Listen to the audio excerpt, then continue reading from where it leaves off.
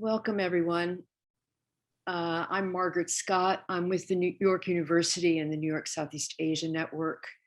And we're delighted for those who could join us tonight. And I'd like to thank the New York Southeast Asia Network, Srinath Poole, our coordinator, and Columbia University's Weatherhead East Asia Institute. Those are the co-sponsors of tonight's, this morning, wherever you are, depending on where you are, what time it is, event. This is, as Marcus has pointed out to me, not a book talk. We are talking about Cambridge Element, something he's recently written called Democratic Deconsolidation in Southeast Asia. Marcus Mietzner is an associate professor at the Australian National University Coral Bell School of Asia Pacific Affairs. And before I go on and tell you about how wonderful Marcus is, and then we get into today's event, I want to ask everyone to become a member of the New York Southeast Asia Network by going to nysean.org, become a member and join our newsletter. We have been able to get a global audience, sadly, because of COVID, and we're going to continue that. So take a look at what we're doing. But tonight we're here to talk about Professor Mietzner's Element. And while this is not a book, he's written many books. One that is quite well known is Military Politics, Islam and the State in Indonesia. And he's also finishing a book on the presidency in Indonesia.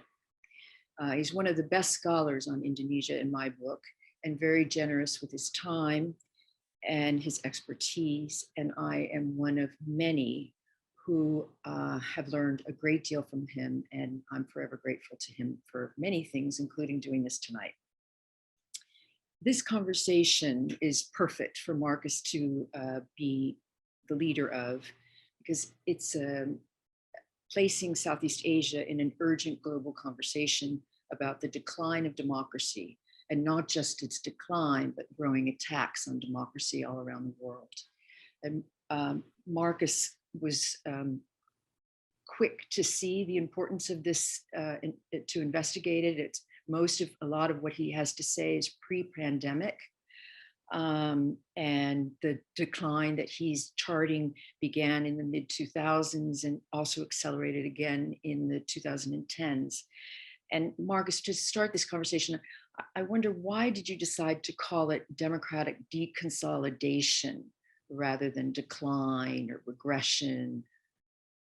Why did you choose the word deconsolidation? Yeah, so this was quite deliberate because the usage of other terms like democratic backsliding, democratic decline, democratic recession can be applied to any polity. We have democratic backsliding generally, even in autocratic regimes, right? So you could, for instance, look at how China has become more authoritarian over time. So even that would fall under backsliding. So it's not a very useful category if we want to know exactly why democracies decline, right? So I was interested in the region of Southeast Asia, which has had only 3 democratic polities in its history that ever reached the stage of beginning processes of democratic consolidation, how they have fared with democratic decline. So I was not so much interested, although of course these are important issues too, democratic backsliding in Singapore, or the processes in Malaysia, or what was happening in Myanmar. I was very much focused on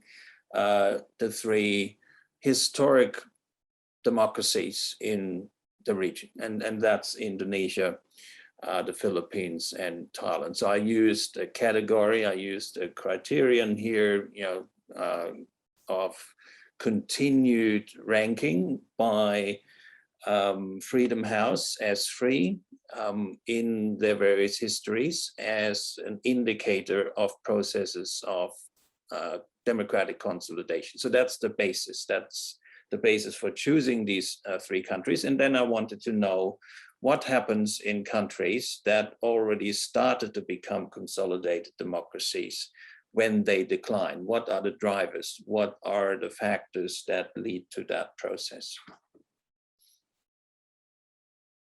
And I finally unmuted myself.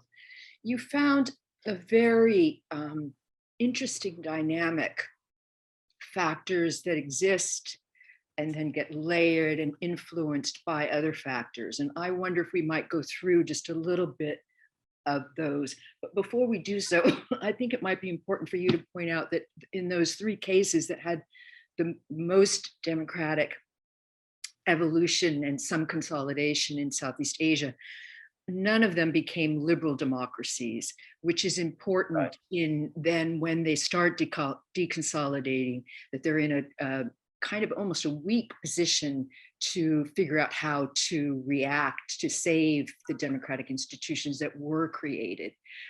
Is that a fair comment to make? That's Yeah, so that's a very fair statement to make. So what I do in the element is to identify the various democratic high points of each country.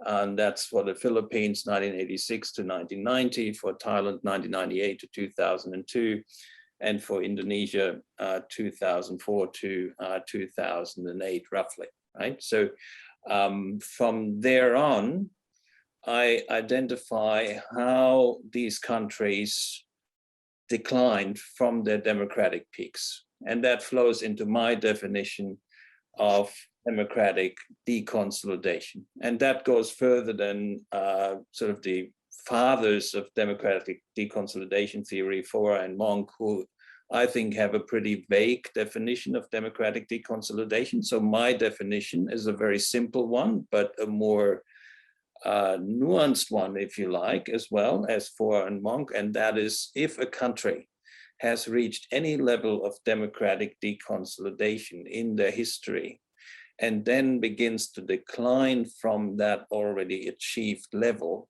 then we talk about democratic deconsolidation. So that's important to qualify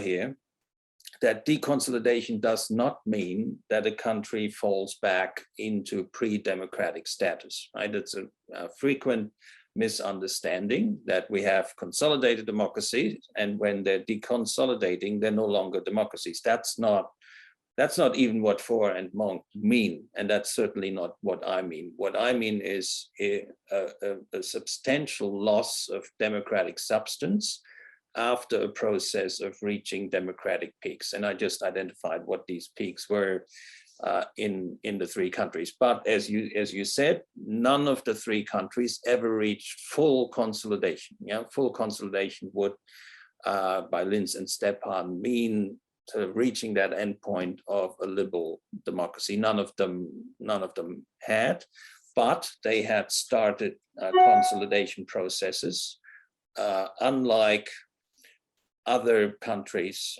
in Southeast Asia. Again, they're the only ones of the 10 in Southeast Asia to have done so. And the brilliance of the way you've taken Forer and Monk and turned it into your own nuanced one is that you really stress that it's a process. And not only is it a process, but it's an interconnected process that creates kind of a dynamic that starts almost to accelerate in some cases. And I'd love if we could start, first of all, what I find, and I'd love for you to sort of specify how you mean this in particular cases, that there's clientelistic structures, there's the role of the armed forces to become politicized, and we can go to the enclaves. You call them autocratic. I would say never got any democratic dispensation. Enclaves might be better, but in any event, but the important thing is that then they combine with other factors. And the most important one is rising inequality, and then the politicization of that inequality by populists, political populists. And so it's a lot to take on, but it actually makes a lot of sense when you just think it through. And so if you don't mind, you can go any which way you want with that to describe the factors if I didn't do a good enough job, or particularize them in one of the three places, whatever you want. Yeah. So the important thing I believe to understand about democratic deconsolidation is that it is not always a new process. There has been a tendency, including in trying to interpret Trump and other populists who have risen around the world, as reading them as completely new phenomena. But democratic deconsolidation often starts out with old problems that never were resolved, right? And so what I do in The Element is laying out these old problems and then build the new ones on top of that, which accelerated decline and which led us to the populist challenges of the 21st century. But in all three cases, we have, for instance, the persistence of old structures, and that means primarily the continued role of the security forces, obviously in Indonesia and Thailand, the military in the Philippines, the military, but to a greater extent than in the other two countries, the police as well. So that issue was never resolved. So it's an old issue of civil-military relations, political ambitions by security forces that intervene in the democratic civilian-led process. So, and in the case of Thailand, of course, that led to a reversal of democracy. In Indonesia, it led to the inclusion of the military into the presidential coalitions through concessions and so forth, and that slowed down democratic progress, and in fact, then after 2008, 2009, even democratic stagnation and regression. So that's one issue, one of the old issues. The other old issue is clientelism, right? And as Ed Espinal and Ward Berenschot have shown in their book of 2019 on clientelism in Indonesia, so Democracy for Sale, it's an old problem, right? That never went away. Of course, the pre-democratic autocratic regimes were also highly clientelistic. Suharto's regime was very clientelistic. The Marcos regime was very clientelistic. And of course, the pro-military regimes in Thailand were highly clientelistic. But that problem was not solved by democracy, but in many ways was made worse, because now clientelism was inserted into electoral processes. So vote buying became the major expression of clientelism in all of these countries. Then you have the third, which you mentioned, the autocratic enclave. So in all of these states, even at their democratic high points, which I mentioned earlier, there were enclaves that were never part of that democratization process. So in many cases, conflict areas. Papua, for instance, never enjoyed the same democratic freedoms that the rest of Indonesia did at its democratic high point. South Thailand, of course, where we have the conflict between the Muslim Malays and the Buddhist center in Bangkok, the same thing. So if you are a citizen of the Thai Deep South, you never benefited from democratization.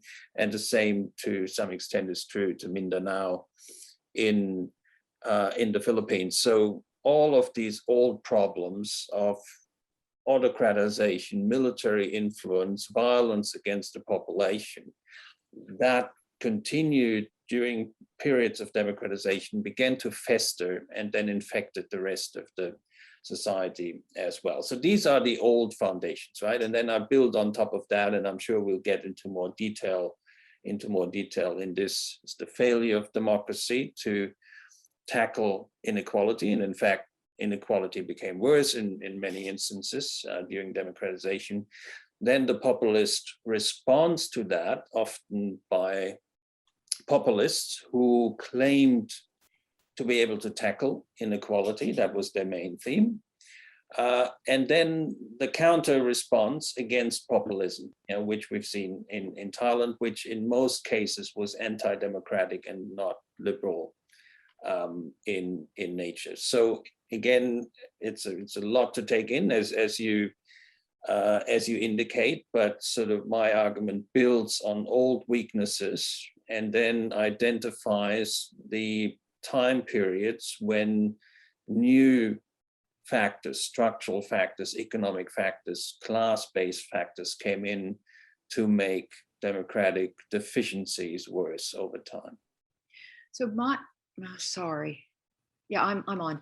My reading is that the rising inequality is the necessary factor, and then it plays out in different ways in each place on existing, as what you say, existing identity cleavages, usually in the vocabulary of that particular place.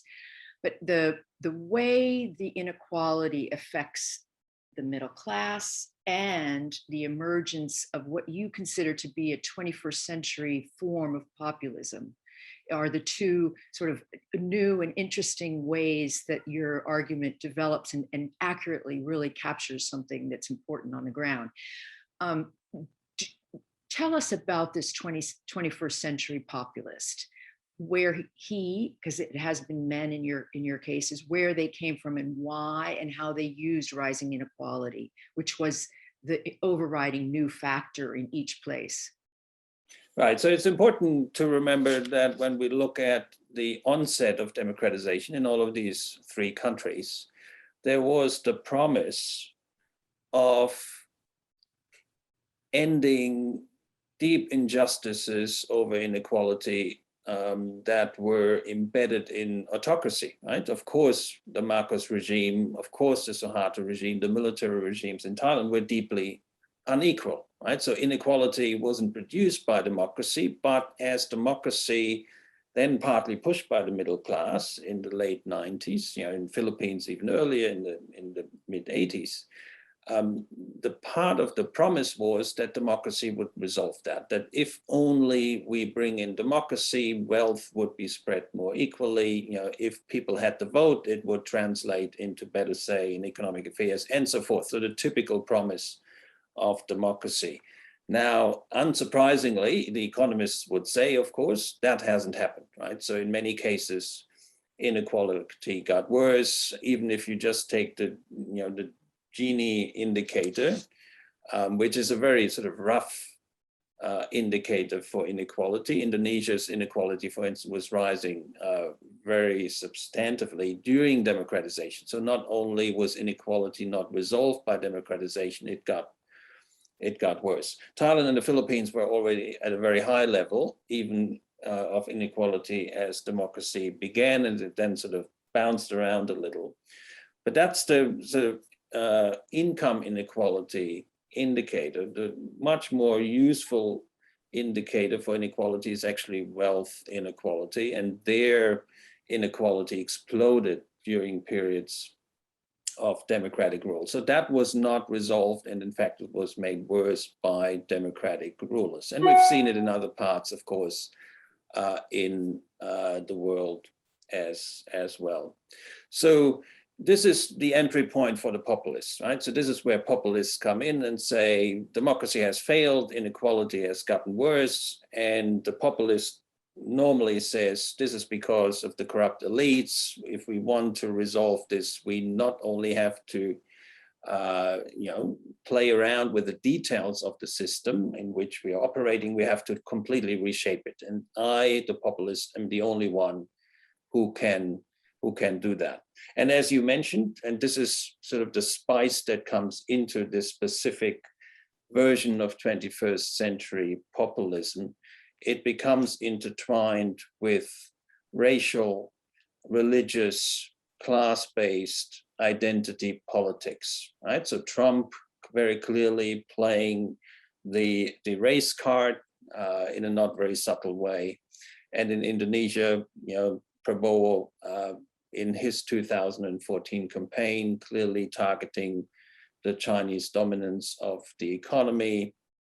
In Thailand, Thaksin was focused on the Bangkok elite, which was subordinating the poorer citizens of Thailand, mostly concentrated in the north and the northeast. So here was a regional factor in that as well.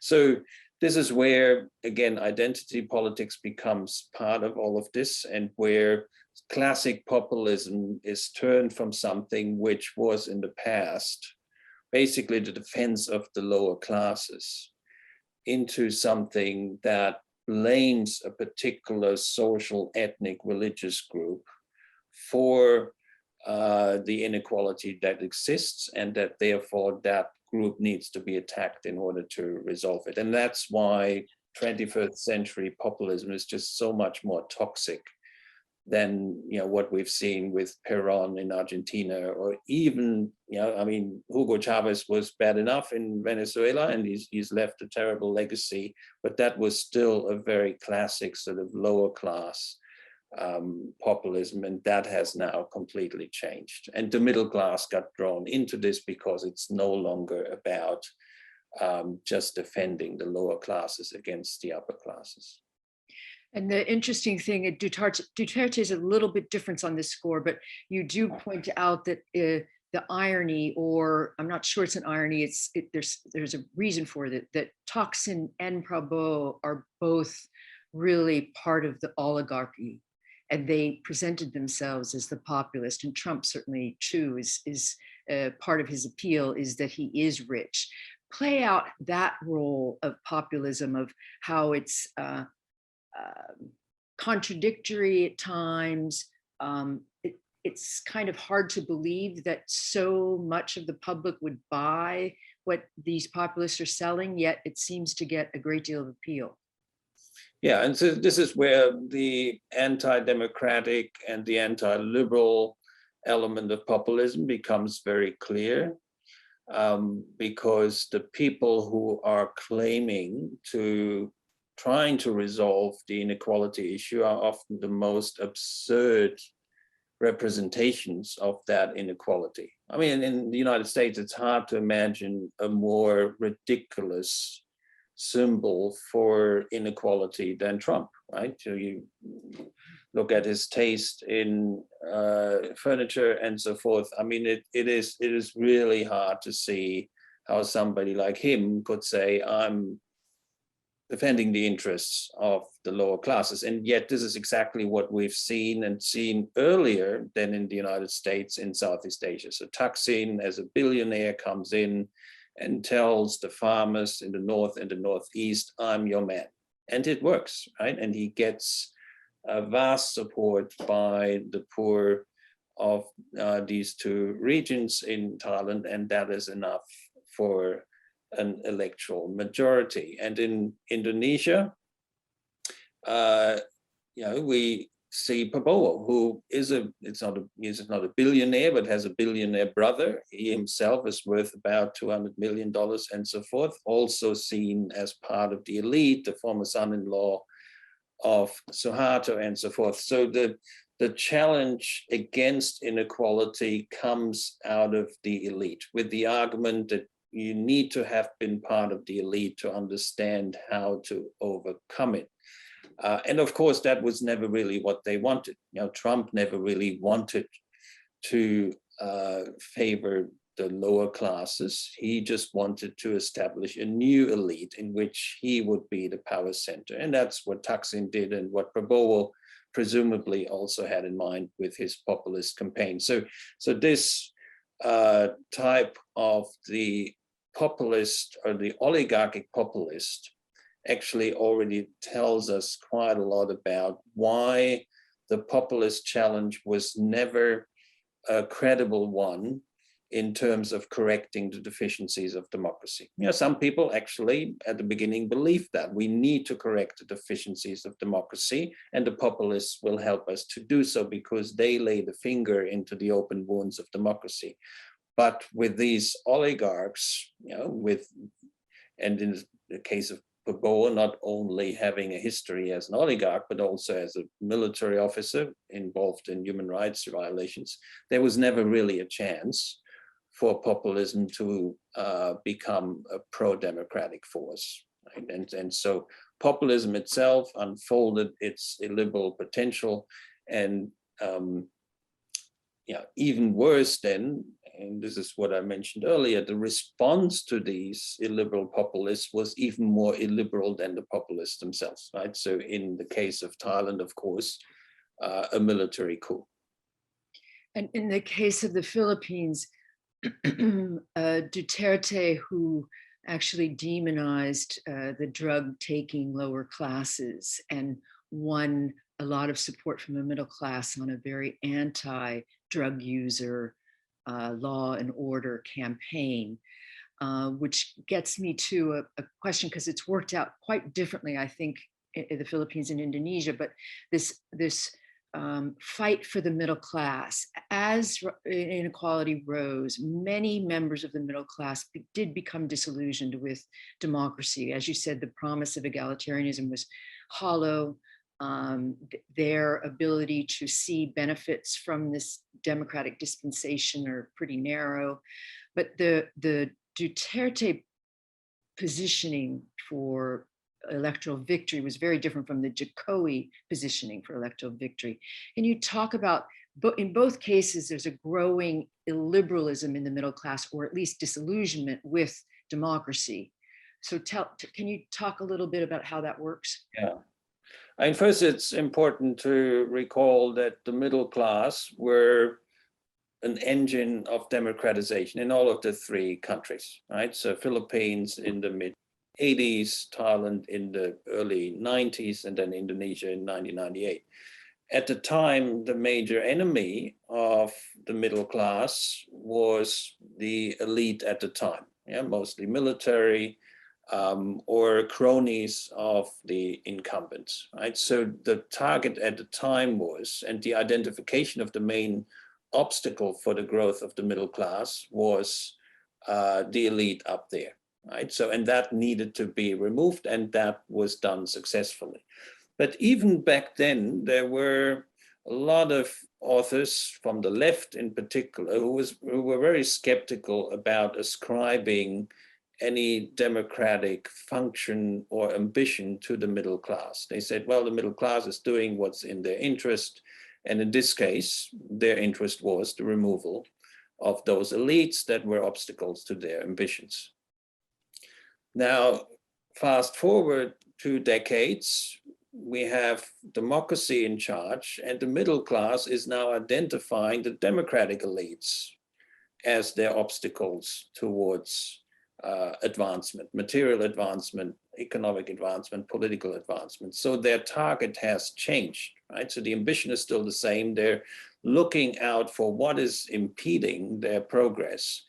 And while that was the autocrats in the 80s and 90s, now it's the democratic leaders, and they turn against them, right? So the middle class is no longer, and as the leftist authors would have said, in the past, they never really were a pro-democracy force, but now they turn into an open illiberal one because they're targeting the democratic functionaries who run routine democracy.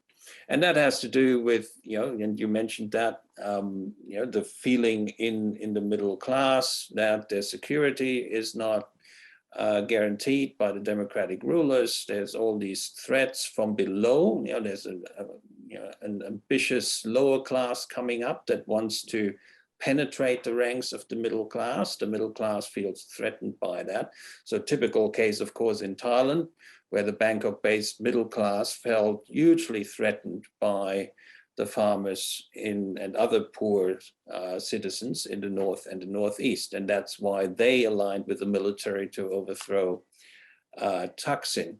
In Indonesia, it's very interesting that, in fact, Prabowo, who ran in 2014, he also thought he might want to form an alliance with the farmers. But then it turned out that he received the support of the middle class, right? So when Prabowo looked at who was actually supporting him in his populist campaign, it was the urban, educated, richer Indonesians against the poorer ones. And of course, with Duterte in the Philippines, if you look at his support in the 2016 campaign, it was the middle class that got him elected.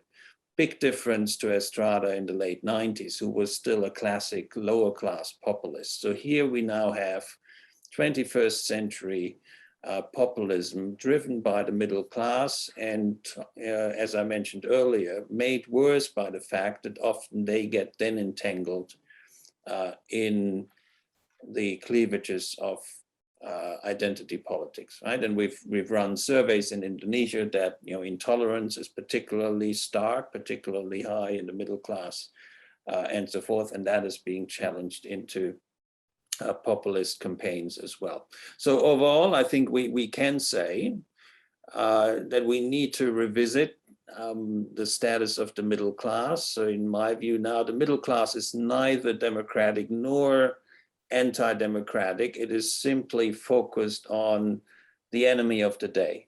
And if the enemy of the day is an autocrat, they're going to remove that autocrat. If the enemy of the day is the democratic elite, in their mind, they're going to move against that just as much. So we need to have a very pragmatic, very opportunistic view, I think, of middle classes. But I think this will be argued about for a long time to come, because there's clearly, it was not just not there, that there was a thirst for freedom of expression, not to have a dictatorship and military rule in these countries when the middle class was behind an opening up and a democratic opening up. And it could be that the disillusionment is not just because they were the enemy of the day, but because the new elected leaders did not deliver on the democratic promises. So it was not so surprising that the middle class got upset, particularly because the rich got so much richer, as the wealth inequality numbers have shown in all these countries. Yeah, but if you look at the Philippines, for instance, you have a lot of survey data that indicates that everyone agrees that under Duterte, freedom of expression has declined. And yet the same people who support the analysis of that fact then go on to support Duterte, right? So you do have lots of people who say, yes, yeah, under Duterte, right, people now have to be much more afraid to express their opinion than before. But then they go down in their survey questionnaire, and then you say, are you still supporting Duterte? They say yes, right? So there's a clear trade-off between liberal values, the classic liberal values of freedom of expression and so forth, with things that are now, I would argue, more important to the middle class, right? And there's been very good research, I cite that in the element as well, by Adela Webb, right, who has spoken to middle class representatives about why they would vote for Duterte, why they would support something that is so clearly illiberal. But in their mind, it's actually not illiberal at all. It's not even anti-democratic for them, and this is how they conceptualize it for themselves, is that democracy needs order, and it's the drug pushers and the petty criminals and so forth that threaten that order. And so somebody like Duterte, who is trying to move against these elements, who destabilize democratic order, they deserve the support, right? So it's not consistent at all with sort of our westernized notions of democracy, but a lot of these citizens, they say, I support Duterte because I want democracy to work, right? So what we do see in all of these cases, especially Thailand as well, is a redefinition of democracy, right? So the old version, the old concept of Western democracy is hijacked.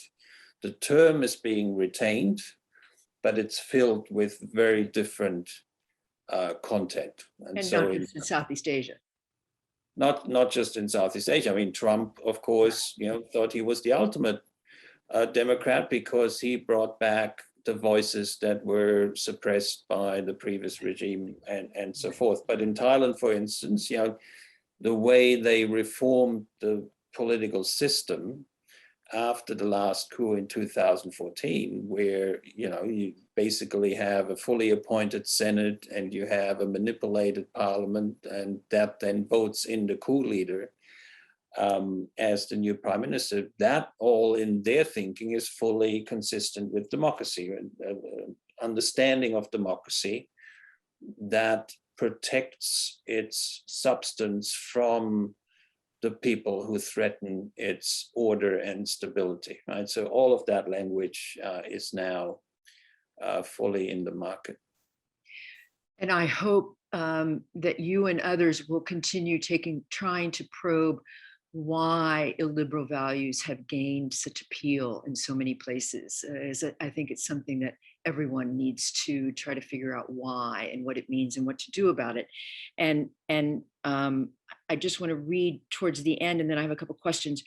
You write that the democratic deconsolidation in pre-pandemic Southeast Asia was not only a warning of what could lie in store for the West's established democracies, rather it was an eerily accurate prediction. And in fact, now we are here. The United States has lived through Trump. Many parts of Europe are facing a growing far right, Latin America. We could go on and on and on. And now, overcoming these problems, you also say that Southeast Asia offers little in the way of figuring out a way to overcome democracy shortcomings. And then you introduce this very interesting thought that the only thing that you can think of is that there needs to be a pro-democratic rupture. Tell us what you mean by that, and how does it work, and what are the prospects?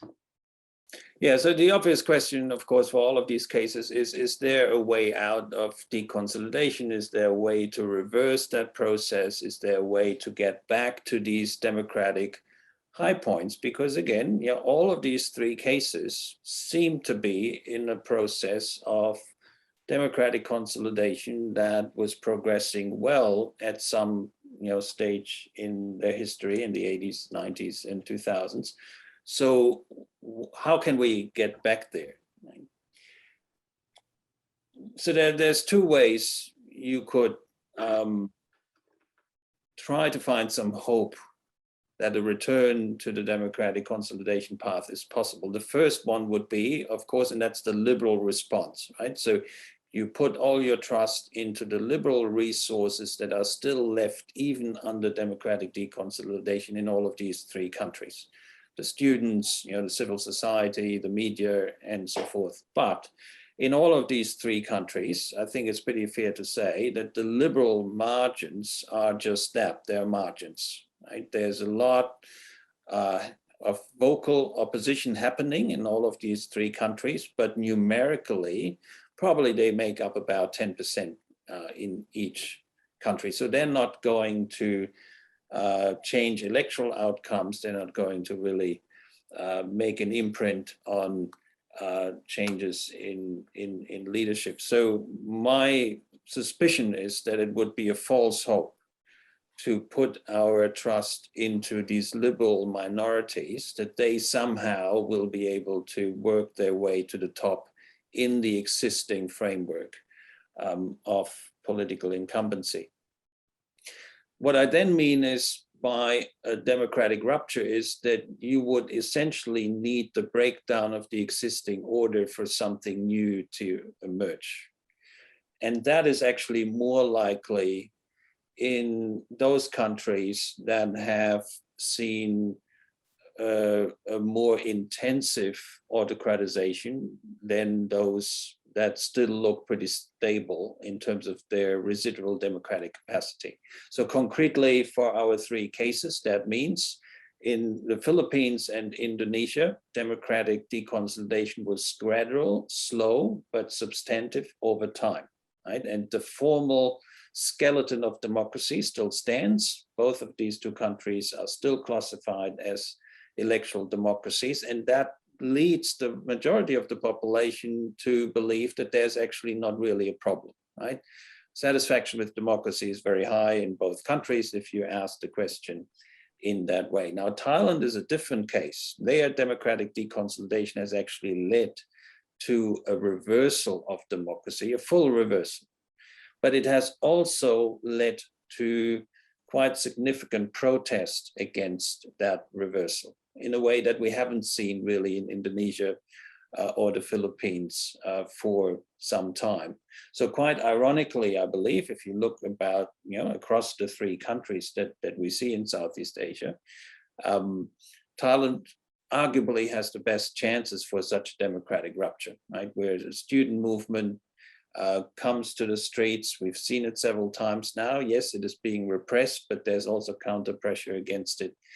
So to have a revival, let's say, of 1991, 1992, I think is more likely at the moment in Thailand than what you see in the Philippines and Indonesia. In the Philippines, of course, in these days, we see the quite ironic recalibration of the elite interests, and that's channeled into the candidacy of Marcos's son, which is supported by the Arroyos, and somehow Duterte is also integrated into that through his daughters. So there, and that seems to be popular. I mean, we'll have to see what exactly the surveys say about the popularity of this ticket, but there are indications that it might have a good chance at winning.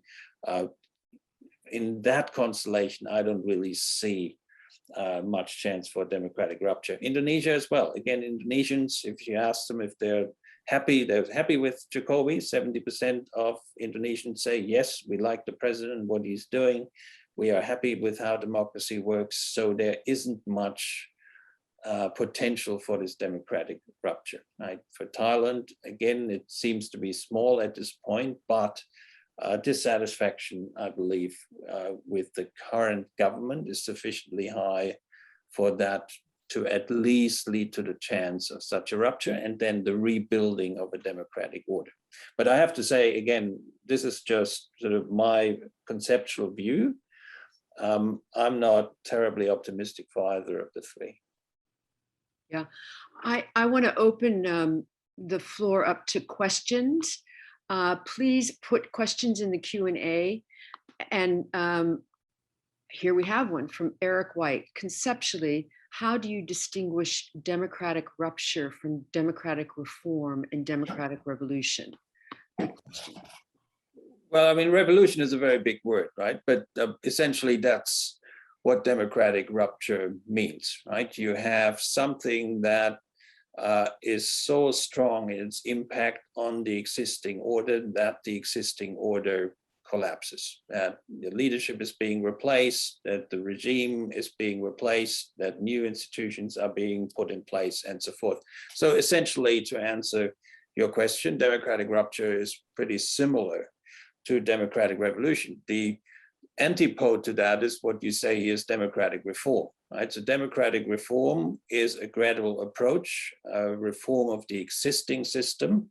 And at the moment, again, we see very little incentives for that, right? So Jokowi with 70% approval rating in Indonesia, why would he want to reform the democratic system? In fact, he has been dismantling it gradually in many ways. The same in the Philippines with Duterte. Why would he have seen any benefit in democratic reform when he has benefited for much of his presidency from 80, 90% approval ratings? So again, democratic reform and the pressure for democratic reform often just comes when a significant portion of the population sees the need for it and pressures the elite to do it. And that's what we see in Thailand at the moment, although again, one can be pessimistic about just how successful the student movement will be. And also, I'd love to know, Marcus, what you think democratic rupture or democratic revolution will do for the biggest factor, it seems to me, from what I've learned from you, fueling all of this is growing inequality of wealth. Well, again, that depends on who comes in, and it also depends on what the democratic reformers, who again we're purely speculating here. Let's say we do have new democratic reformers coming in. and replace the current leaderships in these countries, they would have to recognize that the previous democratization attempt was a massive failure in addressing inequality. And of course, they will have to draw the lessons from that. And that means that any introduction of market deregulation, any introduction of economic reforms, which is often also what middle classes want and so forth, and what of course the economic elite also wants, but that needs to be tempered by social interventions into the market, right? And that's how a lot of the established democracies in Europe stabilized themselves, right? Germany came up with this concept of the social market economy, right? It's not only a market economy, but it needs to be social. And what did they mean by that? They meant that you must have an effective social security system in place in order to help those that become the victim of open market policies. So you would have, in any new democratic effort, you would have to have much more emphasis on that. We see the beginnings of that, and we saw it in some of the democratic reforms implemented, the beginnings of universal health care in Indonesia, the beginnings of similar reforms in Thailand. That's why Thaksin, in fact, was so successful, because he came in and established a very rudimentary healthcare system, right? So that's what would have to be further developed, consolidated, broadened, so that it really becomes a social security network that can sort of soften the impact of any capitalist reforms that normally come with democratic reforms as well. So again, everyone would have to sit back. Why did we fail in Thailand in the mid-2000s? Why did democracy decline in Indonesia? Why did Prabowo come up in 2014? All of these questions need to be answered, needs to be analyzed, and then transformed and translated into concrete social policies that provide citizens with better chances in a free market economy. Do you think there's any chance of gaining back the electorate, middle class electorate in either the Philippines or Indonesia to this idea of free market economy that has a social structure that helps citizens? Well, I mean, it's hard to see under what circumstance that would come about. Again, normally you would need massive dissatisfaction with the existing order, and that I don't see at the moment, right? And well, there is, as you and Burhan have pointed out, there are many indices of dissatisfaction. But it seems to get expressed in intolerance and illiberalism rather than wanting to change the system that's rigged for the rich get richer. And this is an important point as well to make. I mean, we're talking about majorities and so forth, but Prabowo didn't win in 2014 and 2019, but in each occasion he had about 40 to 45% of people behind him where that's dissatisfaction is collected. But again, the problem with that dissatisfaction was that it was not demanding more liberalism, but in fact it was demanding less, right? So there was a lot of illiberal dissatisfaction saying we need a strong leader, democracy has led us into this, and so they were demanding the opposite of what actually would be the solution. From our perspective, again, we see this problem from the perspective of Western Democrats who would like the liberal alternatives to beat the populists, but this is often not what we see in the survey data in these three countries. Well, if it's true that Southeast Asia is sort of ahead of the United States, I'm not sure you can even say what you just said, that there's this different view of democracy in the West that may be dwindling before us as we speak. That is true as well. And this is the whole sort of appeal of the deconsolidation approach, right? Again, so coming back to Foer and Monk, who told their critics, the critics were highly skeptical of the democratic deconsolidation approach because they said you are exaggerating universally what's happening to democracies. The Western democracies are not deconsolidating and so forth. And so your term deconsolidation is the wrong one. But their argument has been, and I think, and this was a compelling one, that they wanted to look at countries like Poland and Hungary and so forth and see what happens in them as a warning sign to the more established democracies. And here we are again, it has already happened in the United States. Trump has done it once in 2016. He might do it again in 2024. We in Europe, have a lot of similar cases, of course. France is somewhere to watch. A lot of the Eastern European countries had their own populist versions as well. So absolutely, democracy around the world, and this point has been made several times now, of course, by the democracy indexes. Democracy around the world is in decline. It's not in a particular area, it's not in a particular segment, it's not only just the middle class, but across the segments across the countries, it is in recession, and there are no exceptions anymore. And the fact that we may be further in pandemic territory for a longer period of time with this new variant, but who knows, it's too early to know. But do you think that a lot of what you wrote about was pre-pandemic trends? What do you think currently trends going forward? Do you see any variations from what you found pre-pandemic? No, of course not. And I mean, and that's not surprising. I mean, in a pandemic, you do see in many ways legitimate state interventions into the liberal rights of citizens, right? So,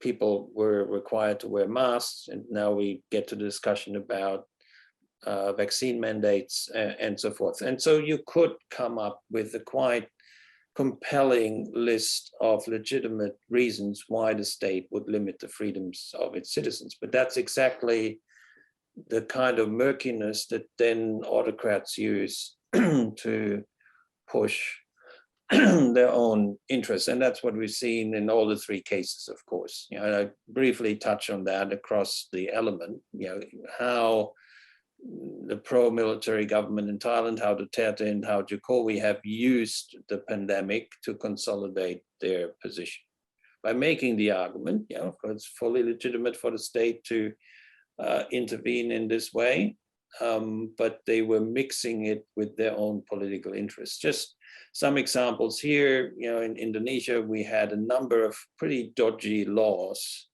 passed during the pandemic, where normally you would have had a lot of public opposition against it. An omnibus bill was passed in late 2020, which was a big deregulation package against which the labor unions had massively mobilized.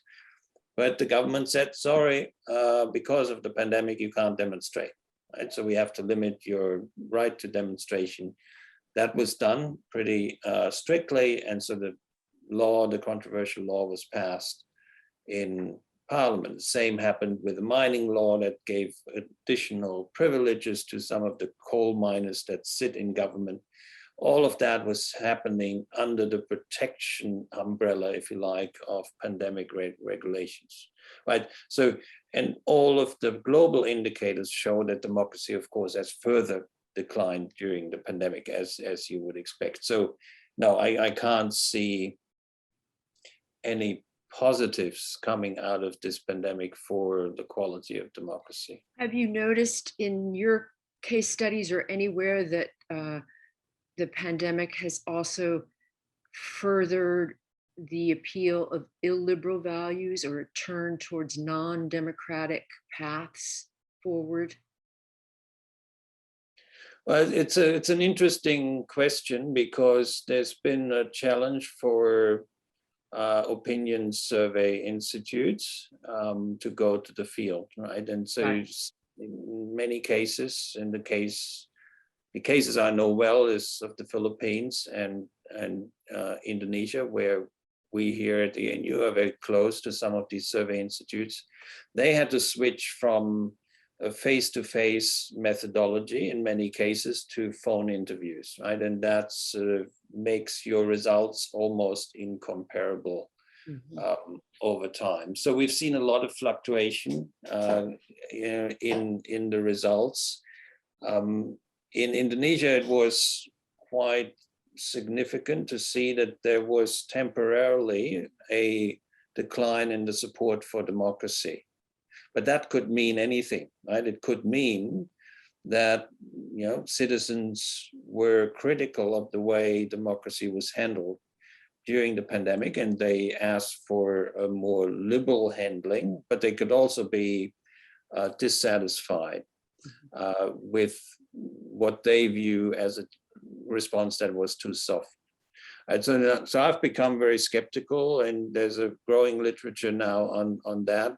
You know, we need to rework the questions we ask in these surveys. It's no longer sufficient to ask, are you satisfied with democracy? It's no longer sufficient to even ask, are you satisfied with the way democracy is practiced in our country? Because again, these terms are now hijacked by the very opponents of democracy in a way that we have to acknowledge was successful. So a lot of citizens that we know when we test, you know, sort of segmental questions are very illiberal or intolerant towards other religions, intolerant towards other political views. They describe themselves as full Democrats, right? And see no tension whatsoever in describing themselves as a Democrat, but at the same time endorse the extrajudicial killings of drug dealers, for instance, and then give Duterte a 90% approval rating. It's, you know, these tensions are no longer there. Everything is being reconciled under the umbrella term of democracy. And so what we need to do post-pandemic is really you know, breaking up some of these categories and look into what exactly people mean when they say they support democracy. That work has already been done, but we need to bring it further into the post-pandemic world, because then we need to adjust once again the methodologies that were a little bit screwed up, I think, by the pandemic. And I would assume not just on views towards democracy, but the way to measure the cleavages over identity and religion have also become talked about in so many sloganish ways that what people answer is suspect, I would guess. That's right, but I mean, in this case, I found it easier to measure that than support for democracy, right? Because once you take them, and I mean, you have the same problem if, for instance, you use the word tolerance in surveys, but we never do that, right? So we just package it in a way that gives us a pretty good idea of whether somebody, you know, a typical question is, you know, do you agree that your neighbor in your village can hold a religious ceremony if that person is from a different religion, right? So it's a neutral question, and you know, a lot of Indonesians, you know, 50% or more say no, we actually don't want that. So you do get a pretty accurate view, I think, of tolerance here without using the term